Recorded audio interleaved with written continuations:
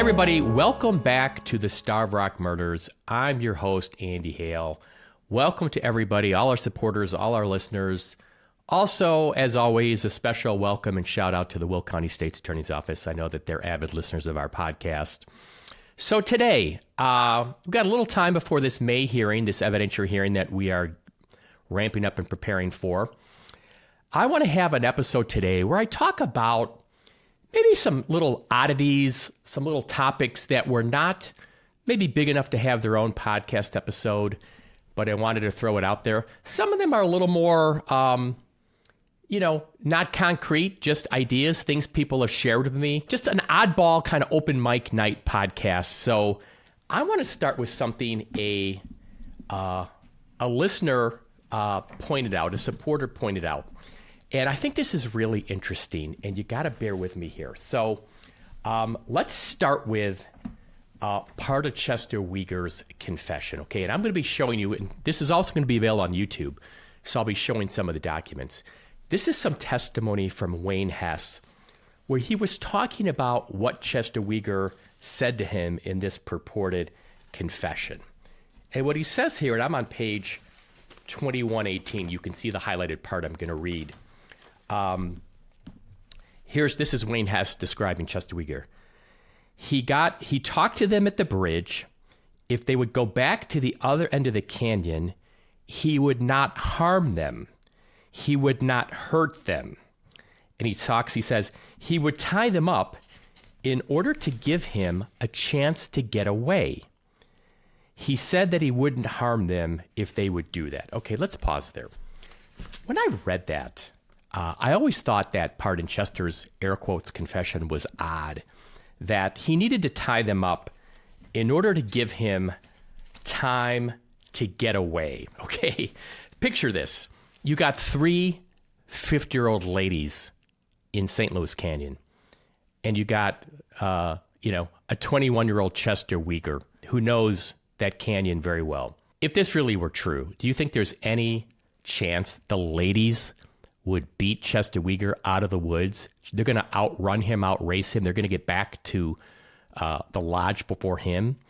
I always thought that was a weird, kind of ridiculous thing to say. I thought it was unlikely he said it. I know he didn't say it because he didn't. The confession's all bogus. But this is really interesting what somebody pointed out to me. Okay, you know who you are out there, and I want to thank you for all your love and support. I'm going to show you, and on YouTube I'm showing a picture. It's called Startling Detective Magazine, okay? I'm holding it up. This is the September 1960 issue. Okay, and there's an article in here about the Starved Rock murders. And the author back here in this magazine talks about how he thinks this whole thing may have gone down. And he says, and for now, this author's reconstruction of the crime from a careful study of the evidence, okay? And this is in September, okay? This is before Chester Weger has confessed. So this is what this detective article author is saying hypothetically could have happened. Well, he talks about, the killer encountering the woman in the canyon. And this is the part, listen to what he says in his September article. Quote, I won't hurt you, but I must tie you up so you won't be able to follow me immediately. I must have time to get away. After I'm gone, you will be able to free yourselves. Doesn't that sound like what I just read to you from Chester Weger's confession? Isn't that interesting? And this is what the person pointed out to me. This is just his theory, and you know what? I think it's worth repeating. Could it be that Bill Dummett read this Startling magazine discussion of the Starved Rock murders? Could Dummett and Hess have read this, where this author's talking about hypothetically how this could have played out? Isn't it interesting that in this September issue, the author is saying that maybe the killer said, I won't hurt you, but I must tie you up so you won't follow me immediately? It's so similar to Chester Weger's confession.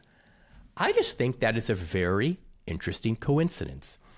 And I think it's an interesting theory that perhaps Dummett read this article and it was in his mind when they were coercing Chester Weger to confess.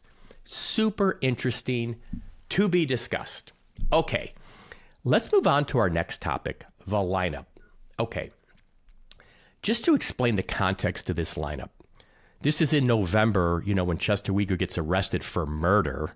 I talked about this on a recent podcast. There was no evidence, no probable cause to charge Chester Weger with murder. They arrested him and charged him with murder to pressure him, to break him. But there had been two incidents that occurred in 1959 at Matheson State Park, also called Deer Park, which is a couple miles east of Oglesby, that Warren, Dummett, and Hess were trying to link Chester Weger to those two incidents. The first was an incident where there was a boy described to be about 17 with shaggy blonde hair who approached a couple women and their kids, grabbed a purse and ran off. Okay, that was one incident. Grabbed a purse and ran off.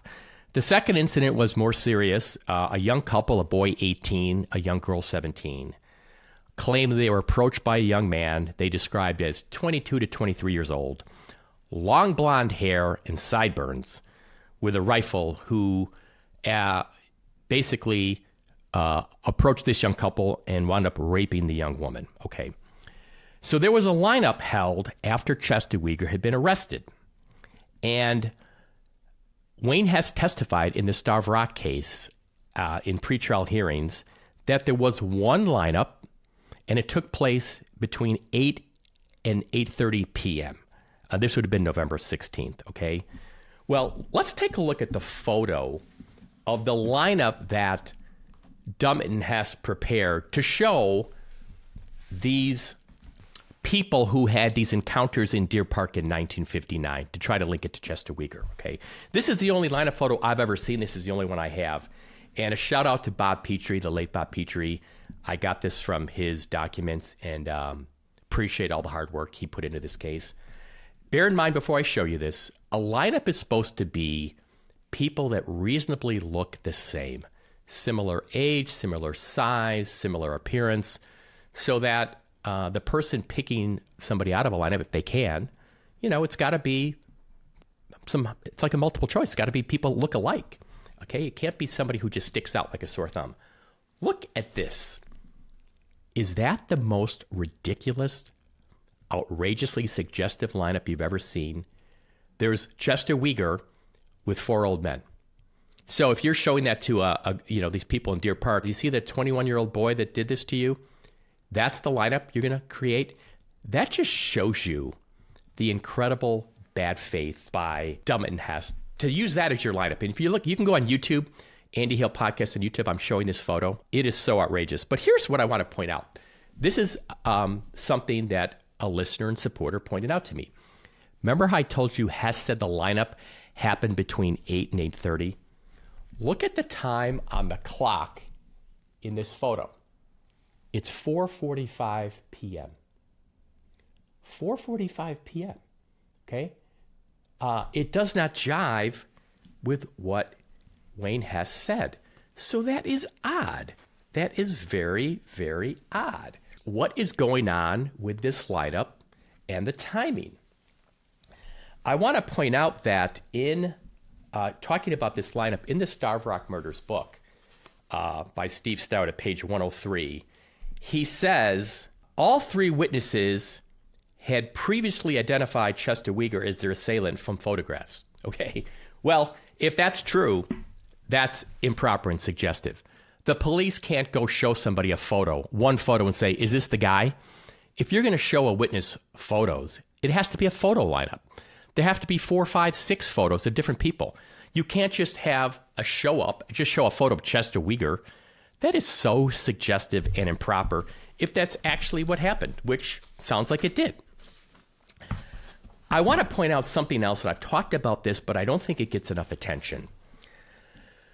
And it is the Starve Rock murders being compared to these two incidents in Deer Park. Dummett and Hess and Harlan Warren were so hot to trot to link Chester Weger to those incidents.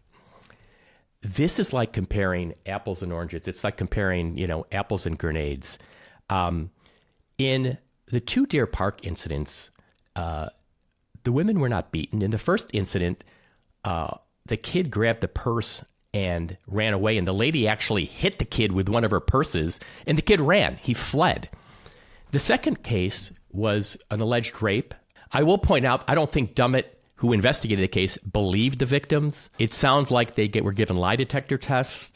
I'm not sure if the police actually believed it happened the way they said it, but in any event, let's just take it as true. In the Starved Rock murders case, the women had massive injuries.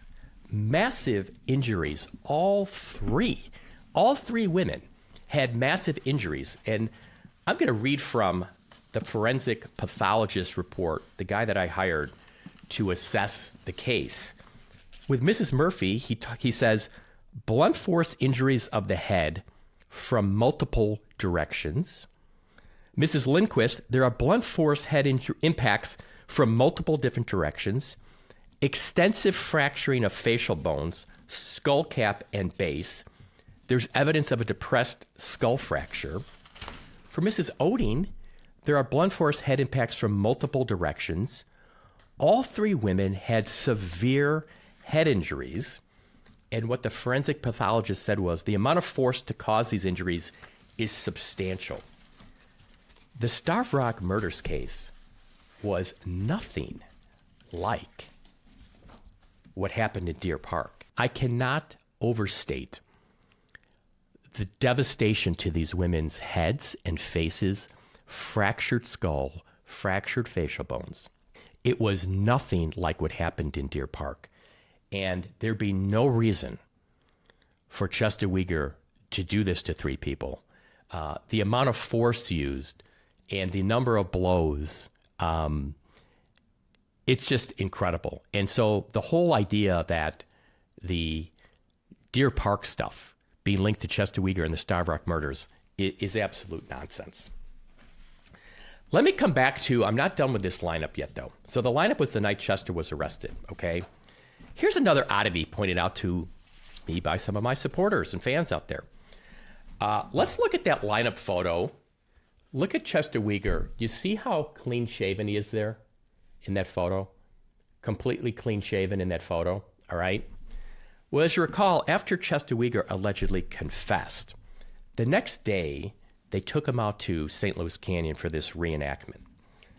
Well, here's a photo. Look at this photo of Chester Weger. He's got slight evidence of, like a little bit of a mustache. He's unshaven. This looks nothing like the Chester Weger in that lineup photo. So here he's got a little bit of facial hair, like this little slight mustache. And what's interesting, I go back to the Starved Rock Murders book, chapter 6, page 112. It says, dozens of cameras snapped photographs of the unshaven, bushy-haired man before he took one step away from the vehicle, okay? So what is going on here? What is going on with this lineup photo with the clean-shaven Chester Weger? When was it taken? What was the context? And compare that to the Chester Weger with this facial hair. Something is not right here. Something is off. And I don't know what it is. And I'll point out one other thing. The Starved Rock Murders book, the Steve Stout book, says that there's 6 people in the lineup. Well, the lineup photo I'm showing you shows 5. So I don't know if there was another lineup that we don't know about. And if there was, what's this? Why were they doing this? So it just raises more questions about what is going on. Let me bring up another topic that I don't think gets enough attention. That is Bill Dummett's bad reputation. Now, if you've listened to this podcast, I've gone back, and if you've looked at my post-conviction exhibits, I gave several examples of cases where Dummett was accused of trying to frame people. We gave 2 or 3 examples of this in our post-convictions exhibits. I want to give you another example I just came across.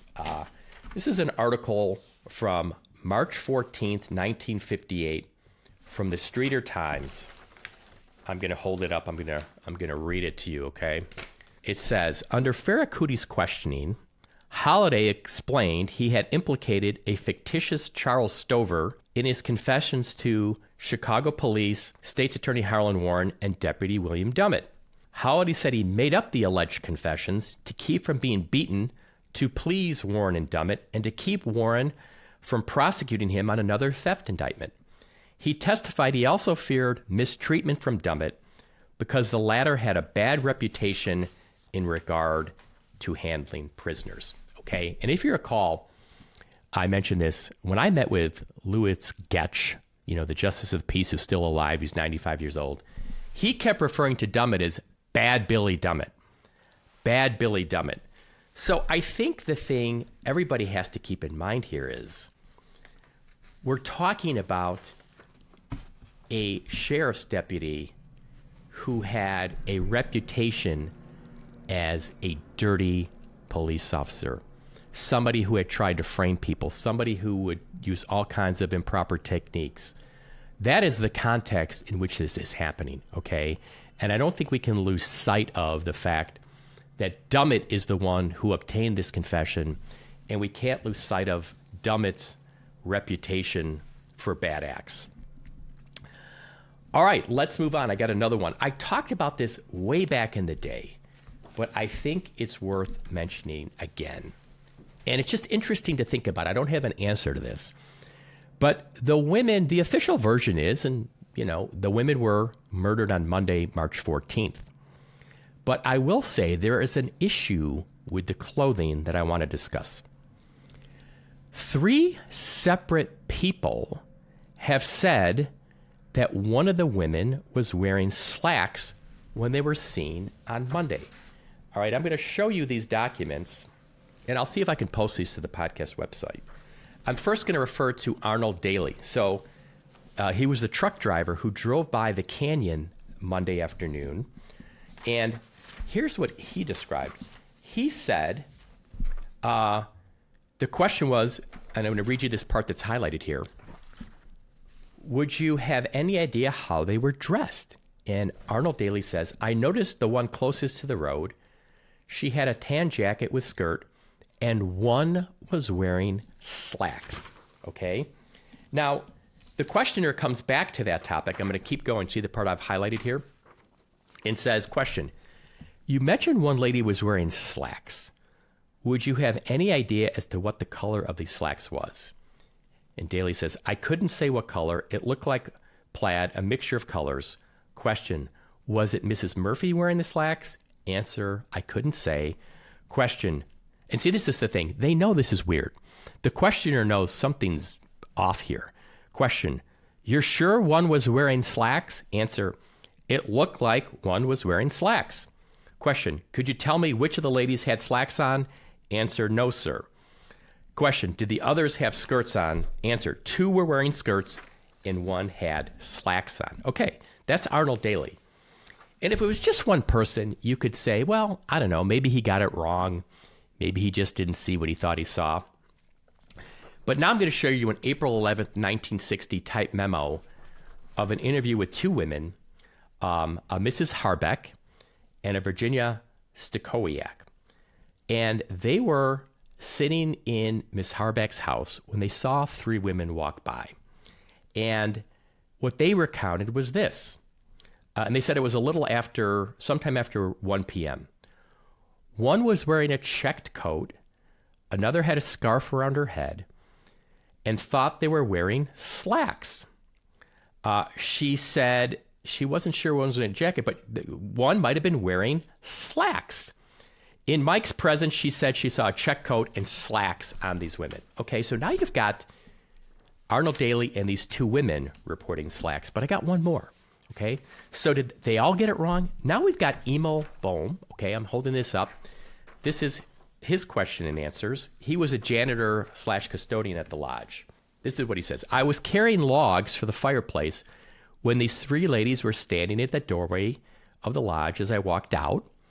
One lady said it was a beautiful day for a hike, and I said, yes, it is. But I didn't pay any more attention to them after that. He said it was close to 1 o'clock or a little after. He said they were going out. The question was, how were they dressed? And Immelbaum says, one had bluish slacks.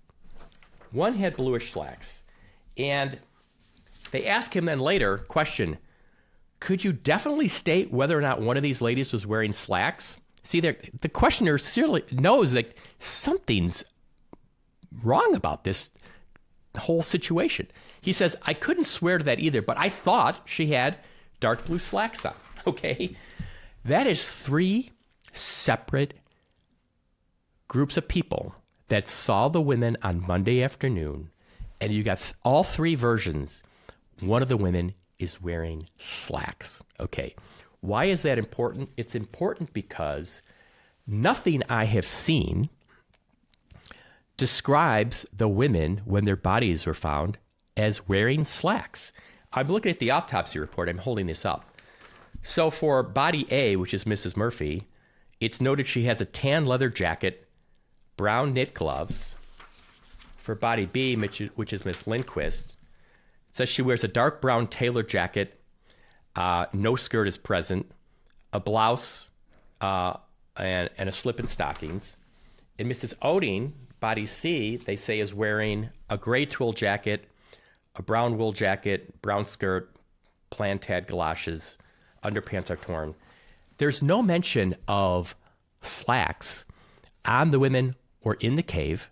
I've seen nothing describing the recovery of these slacks. So what I'm raising as a possibility is, and I don't know, is, could the women have possibly been murdered on Tuesday? Is that possible? I don't know. I just think it's odd that you got 3 separate witnesses saying one of the women was wearing slacks on Monday when they were seen, and there's no mention of slacks when the bodies are found. None. And if you want to take that a step further, let's take it a little step further. This is a document in the file. It's a memorandum of a telephone conversation with Terry Martin. I'm holding it up. And it's a chronology of events from Wednesday, March 16th. Okay? And I'm going to read you the entry at the top that I highlighted. 7:30 to 8 o'clock a.m. is what it says, Wednesday, March 16th. Terry standing by the clerk's desk in the lodge. Telephone call received by clerk. Mr. Murphy on telephone concerning his wife and 2 other ladies missing. Either Miss Eichhoff, day clerk, or Miss Bezos, night clerk, took the phone call. Now, here's the interesting part. This is what's in the type memo that I highlighted. Miss Eichhoff pulled ticket and said it looked as if A, B, and C had breakfast Tuesday. Mention made of a blue Cadillac after the telephone call completed. Let me say that again. Miss Eichhoff pulled ticket and said it looked as if A, B, and C had breakfast on Tuesday. Okay. Well, I don't know. Is it a stretch? Is it a stretch to say maybe the women were murdered on Tuesday? I don't think it's speculation. I don't think it's innuendo. I mean, I just showed you 3 witnesses who saw the women Monday afternoon, and all 3 said one of the women was wearing slacks. Now you've got testimony in the record from Terry Martin saying Miss Eichhoff pulled the tickets, and it looked as if the women had breakfast on Tuesday. Why does that matter? Well, the police have this whole version that Chester Weger was on his break on Monday, and it had to be Monday afternoon, and this is when it happened. And maybe it did. But what I'm saying is, maybe it didn't. Maybe it didn't. Something to think about. A lot of these things are issues we're probably never going to figure out. There's so many rabbit trails you can go down. But this is fact-based. I mean, what I just read you is factual summaries of these witnesses and this memo, Terry Martin talking about Miss Eichhoff pulling these tickets and saying it looks like the women may have breakfast on Tuesday. Something to think about. I'm throwing it out there. Let's go to one more. This is an important one, too. I talked about this way back, but I think it's worth going back and talking about it again. This guy named John Kovalik. He was somebody who drove by the park, by Route 178, which is kind of the shortcut to get to St. Louis Canyon. He says he was driving by there around 2 p.m., and he saw 3 women talking to a guy next to a 1958 Chevy two-door car. Okay, and I'm showing you the notes of this interview. I'm holding them up. Again, I'm posting this on YouTube too. I'm going to try to put this on the podcast website. It says in the notes that I'm reading, about 2 p.m., saw Chevy 58 two-door with the 3 women who he thinks are the ones who were killed. Okay. Fellow talking to them was about 25, ruddy face. Okay. But here's the part that gets lost in the shuffle. John Cavalli gets reported as this kind of like source. Okay. But this is the part that I think is even more important. What he says here, and I'm pointing to it in the notes, okay, right here. 2 or 3 men sitting in the Chevy. That is huge. So now it's not just one person. He sees one guy outside the car talking to the ladies. And he sees 2 or 3 guys inside the car. I have always said, I believe, no doubt, this is a crime with multiple offenders. This is not a one-man job. You heard the nature of the injuries. For one person to do this, no. So here you got a situation where the women are seen talking to basically a group of men, one outside the car, and then 2 or 3 men inside the car. And this is addressed in the Steve Stout book, and I want to talk about how he talks about it. He kind of misses this point, okay? So what he says in his book is, an auto dealer, I'm reading from page 67, Book 3, Chapter 2, page 67. An automobile dealer recounted how he saw a man talking with a group of women near the road on the afternoon in question. His story, which interested police because it came with an accurate description of the women, was soon substantiated by a lie detector test. The car dealer went on to describe a man being about 25 years old, under 6 feet tall, 165 pounds with wavy reddish-brown hair. He said the man was wearing a yellow-gray coat and blue jeans, and this tip was compared to another tip. Okay, what the Starve Rock Murders book doesn't mention is the most important part. There's 2 to 3 guys in the car. There's 2 to 3 guys in the car. What does that tell you? Multiple people, multiple offenders, and it's a 58 Chevy two-door. I've had people say over time, could it have been Chester Weger and Stanley Tucker talking to the ladies? Could it have been like in Stanley's car? Well, Stanley Tucker had a Cadillac, okay? And Chester Weger didn't have a car. This clearly says a Chevy 58 two-door. So I don't know who these guys are, these 4 guys by the Chevy 58 two-door, but they're seen talking to the women outside St. Louis Canyon at Route 178 in the afternoon shortly before their murders. It sure seems like that'd be a good starting point when you're putting together your list of how this happened and your list of suspects. That seems like a pretty good place to start. So let's talk about one more. Well, I got a couple more. I talked about this before. I get asked about it often. It's worth mentioning it again. The Winders family. So most of you probably heard this. Some of you maybe haven't. On March 19th, so just 3 days after the women's bodies were found in St. Louis Canyon, William Winders, 29, his wife Patricia, 28, and their 3 young children, all under the age of 5, were found dead. The parents had gunshot wounds to the head, single gunshot wounds to the head, and the children all had gunshot wounds, single gunshot wounds, were shot in their beds when they were sleeping.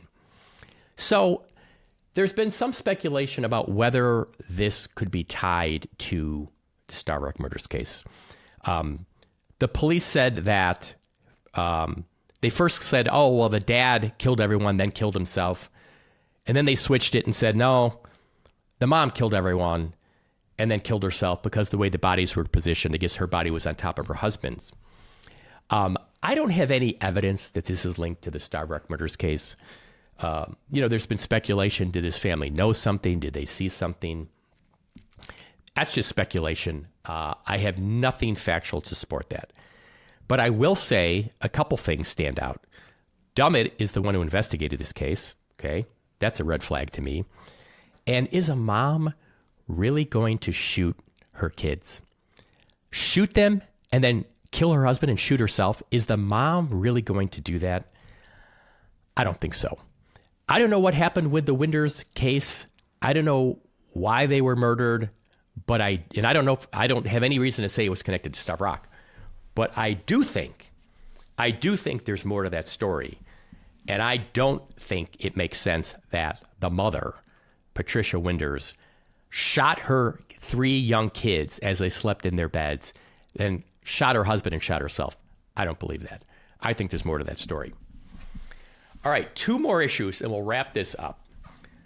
I want to talk about fingerprints. This is something that has puzzled me.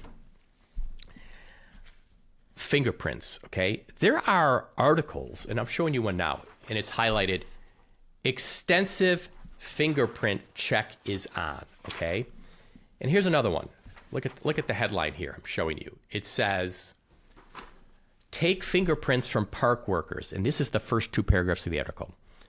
Employees of Starved Rock State Park were among the first of 500 persons living in the area of the park to be fingerprinted today in the latest phase in the hunt for the killers of 3 Chicago suburban matrons. Some men, authorities said, will be asked to provide hair samples as well. Okay, well, they started this whole fingerprint process, and I know hair samples were taken. Well, then all I've really seen on this is that, apparently the fingerprints that were found were smudges, and there really weren't fingerprints. I'm skeptical of that, and I'll tell you why. I don't think you're going to start a massive fingerprinting program unless you knew for sure you had fingerprints to compare to. I think you would first find out if they're smudges. You'd know that right off the bat. I don't think you'd start this whole extensive fingerprinting check, as this article states, unless you knew you had suitable prints for comparison. So I think there's a good chance something went on with the fingerprints. I think there's a good chance fingerprints were recovered. It was reported fingerprints were recovered. It was reported that fingerprints were started to be collected from people. And then I don't have anything in my documents to explain who got fingerprinted, who got compared, what happened. I just saw some reference that maybe it was a smudge and they really didn't have fingerprints. All I can tell you is everything I know about this case makes no sense to me. That makes no sense to me. I'm skeptical. I think there's more to the fingerprints issue. We'll probably never know. But I don't buy the narrative that there were no fingerprints once they started doing fingerprint tests on a bunch of people. All right. Last one. And this is kind of just sums it up in my mind. This is in the Starved Rock Murders book. Again, this is the source for this book is, it's Harlan Warren. Basically, it's his book. He's the one providing all this factual information. So let me read you part on page 65. This is incredible to me. It says, the first major dispute between the attorney and the state officials involved the imaginative theory that the murders had been handiwork of Chicago gangsters. The hypothesis was that the hitmen had resorted to the murders to seek revenge on a Chicago crime commissioner, Peterson, a personal acquaintance of all 3 families. Warren dispensed with this idea quickly because he found it improbable that professional killers would travel 100 miles to murder without bringing along some sort of weapon. Let me just read that again. Warren dispensed with this idea quickly because he found it improbable that the professional killers would travel 100 miles to murder without bringing along some sort of weapon. Okay, so Harlan Warren is not going to investigate this mob angle, this hitman angle, because he thinks they didn't bring a weapon? How does he know? How does he know they didn't bring baseball bats and a tire iron, as was theorized by Bill Jansen in his report? How does he know they didn't bring a weapon? The women got beaten to death with some kind of an object. It wasn't the log. For him to rule this out is ridiculous. He either ruled it out due to stupidity or cover up. One of the two, in my opinion. And so, just one of the dumbest things. I mean, I've seen so many dumb things that he has said about the crime scene. Harlan Warren was the state's attorney, okay? He's not the crime scene investigator. He's not the detective. He has no experience in investigating crime scenes. In any event, I found that to be pretty stunning. and pretty ridiculous and pretty consistent with everything I know about the case. All right, so I just wanted to share some of those topics. We can talk about them. We can debate them. If anybody else has some topics you think I should discuss, reach out. I'm happy to consider them. As I said, we are preparing for our evidentiary hearing May 12th, 13th, and 14th. We're going to put on all the evidence the judge has allowed us, to put on. We are looking forward to it. I've gotten questions from people. Is it open to the public? Yes, it is. The courtrooms are open to the public. It's a public proceeding. I will say the court is pretty small. So if you want to attend, I would suggest getting there early. I'll be back in touch, though, before May. We'll have some more podcasts before then. And until then, thank you to everybody for your love and support. Everybody that's reached out on behalf of Chester and his family, we thank you. And I will be back in touch soon. God bless.